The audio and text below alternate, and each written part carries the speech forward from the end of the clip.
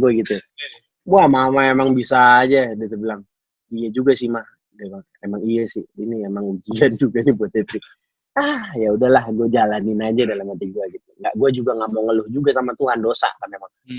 Gue masuk nih di dalam ruangan sini, bro. Gue langsung kayak lihat aja gue dikotakin begini, lihat depan tembok, kanan tembok, sini pintu udah.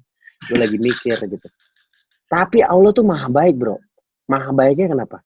Gue dimasukin dalam sini, akal gue tuh ada 1000 aja. Gue bikin apa aja yang bikin gue senang. Misalnya gini,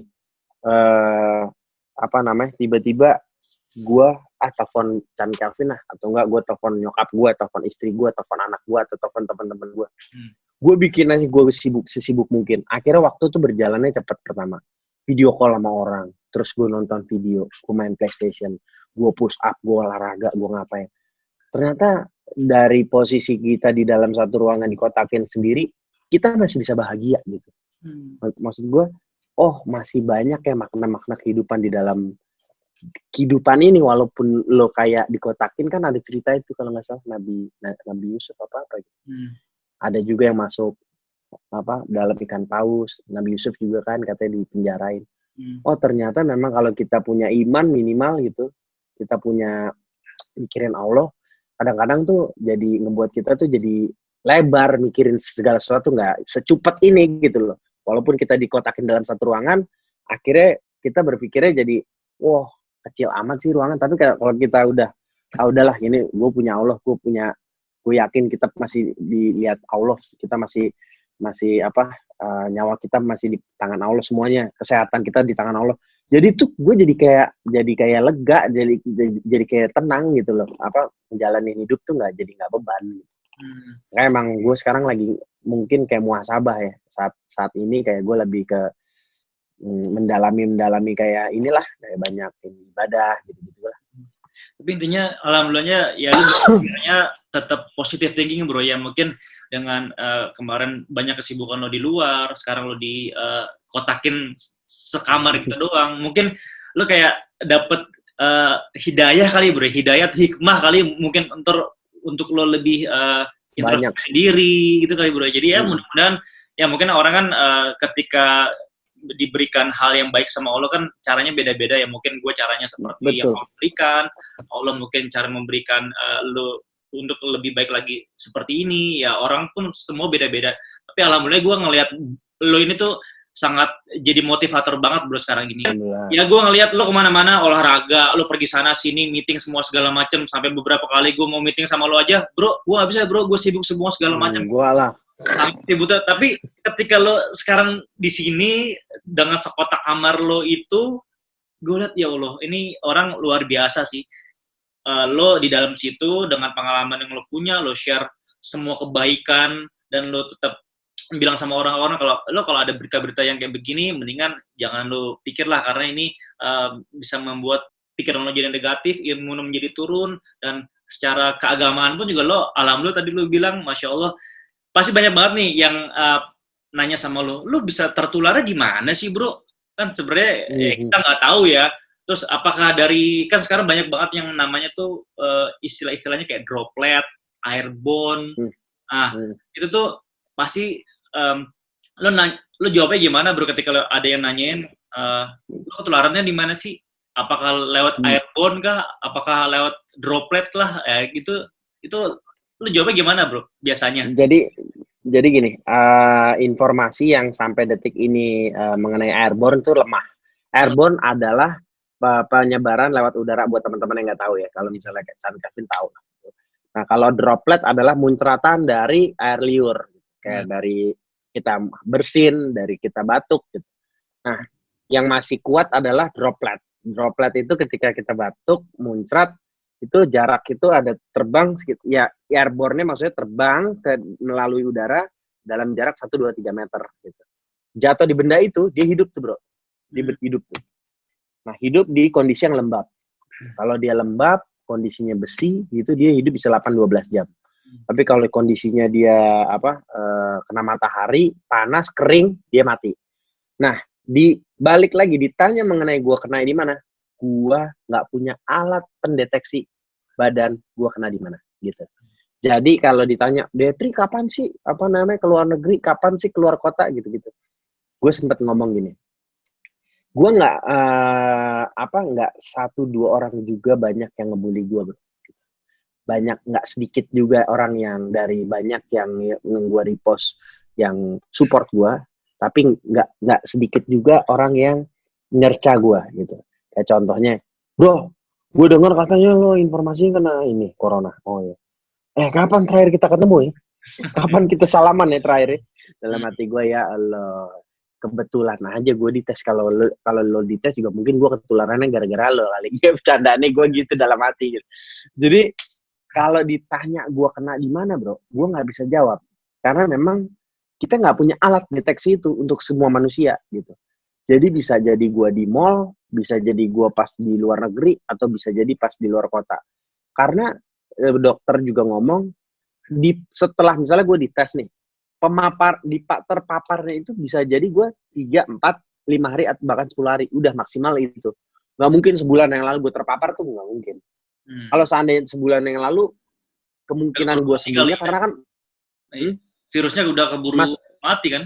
Mati, iya, karena kan masa karantina 14 hari gitu. Jadi kalau dilihat kemungkinan gue misalnya di tanggal 15 gue tes dan hasil positif, kemungkinan gue kena di tanggal 11, 12, 13, 14 gitu. Antara itulah, tapi masa inkubasinya kan sekitar berapa hari gitu. Mungkin gue bisa di tanggal 8, tanggal 9, tanggal 10. Tapi gue nggak pernah mau nuduh-nuduh jadinya. Bisa aja gue tembakin jadi nggak ada arah. Tapi akhirnya apa? Negatif dan suzon kan.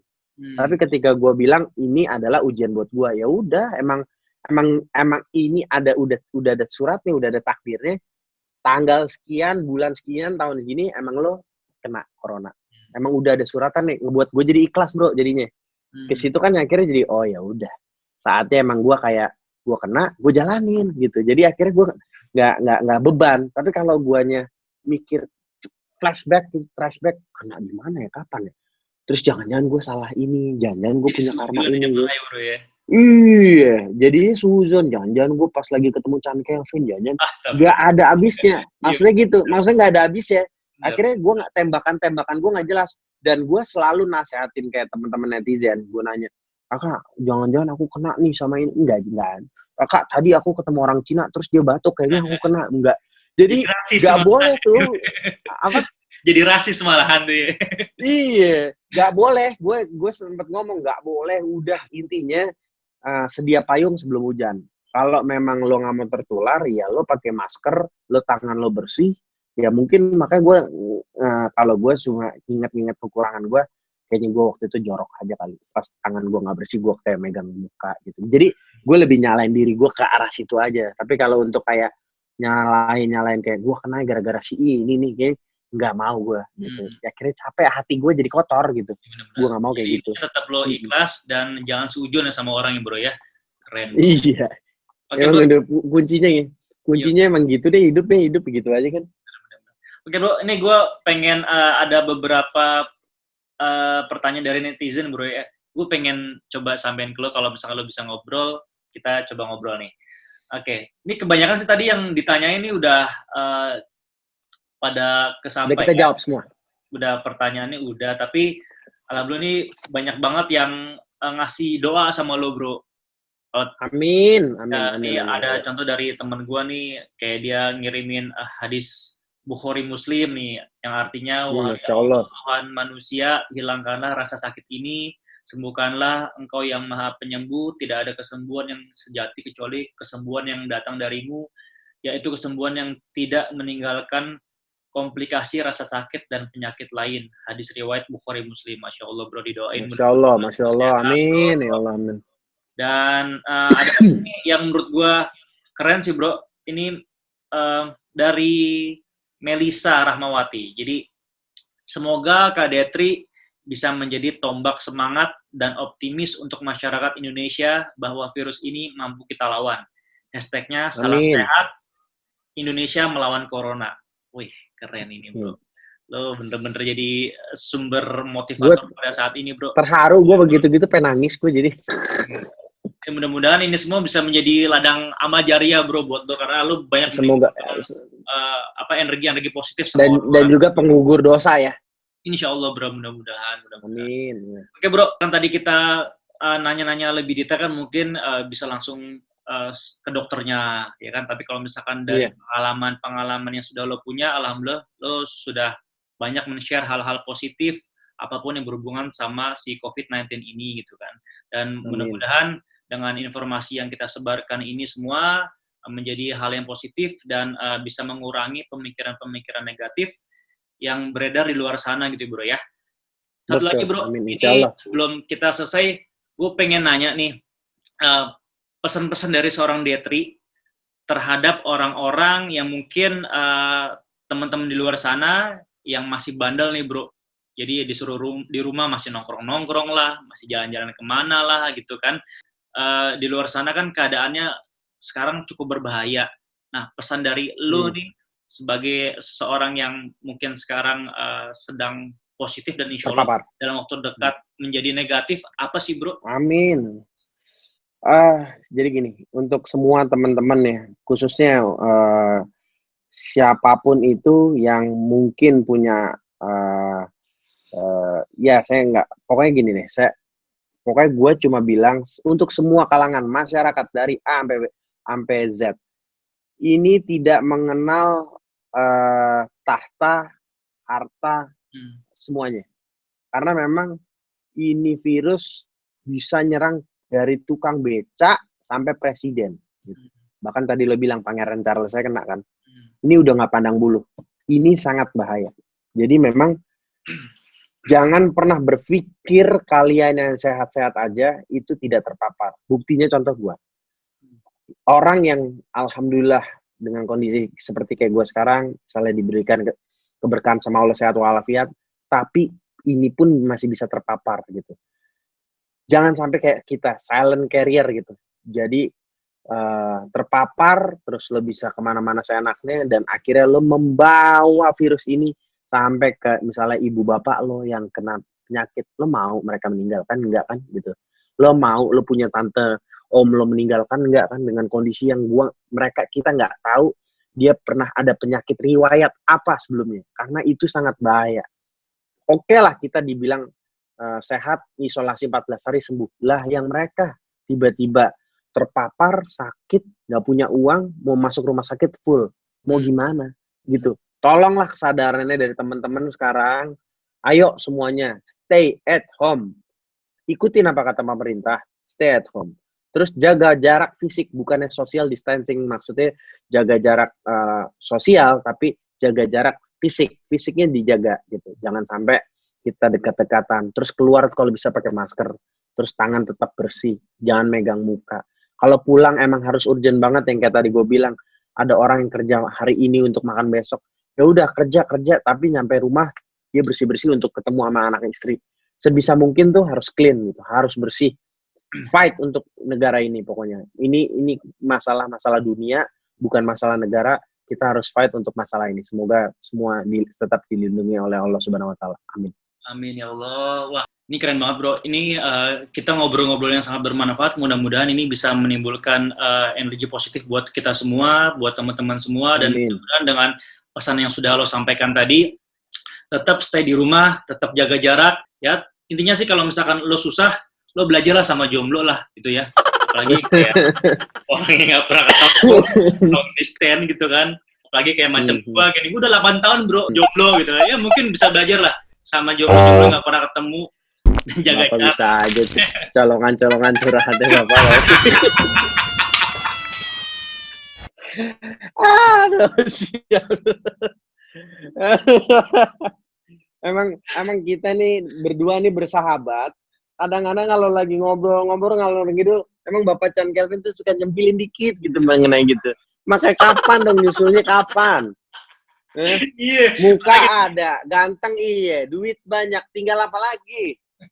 Iya, gue kadang malu bro. Misalnya kita kan seumuran nih, lu anak udah 3, gue alhamdulillah 8 tahun, 2 tahun lagi kayak nyicil rumah udah. Gue jadi batuk kan bro nih gara-gara lo nih. Ada. Tapi untuk kita berdoa lagi untuk ya semoga teman-teman saudara-saudara mendoakan gue nanti pas setelah gue tes lagi swab hasilnya sama dengan hasil ini. Insya Allah moga-moga gue bisa balik lagi sama keluarga, sama anak istri gue bisa kumpul lagi. Amin. Siap bro, mudah-mudahan hasilnya tadi sesuai yang lo bilang, dan thank you udah ngobrol-ngobrol malam ini bro. Mudah-mudahan lo cepat diberikan kesembuhan, bisa kumpul sama keluarga. Ya intinya tadi pesannya kalau misalkan lo nggak bisa jaga jarak, lo nggak bisa stay di rumah, belajar dari seorang jomblo ya bro ya. Thank you brother. Siap brother. Nanti kita nongkrong-nongkrong bro kalau lo udah sembuh ya bro, udah sehat bro ya. Ya doain ya. Pokoknya jangan lupa kita nanti harus driving golf sama main badminton. Gitu. Oke bro. Sehat terus bro. Sehat terus bro. Ya. Assalamualaikum. Waalaikumsalam.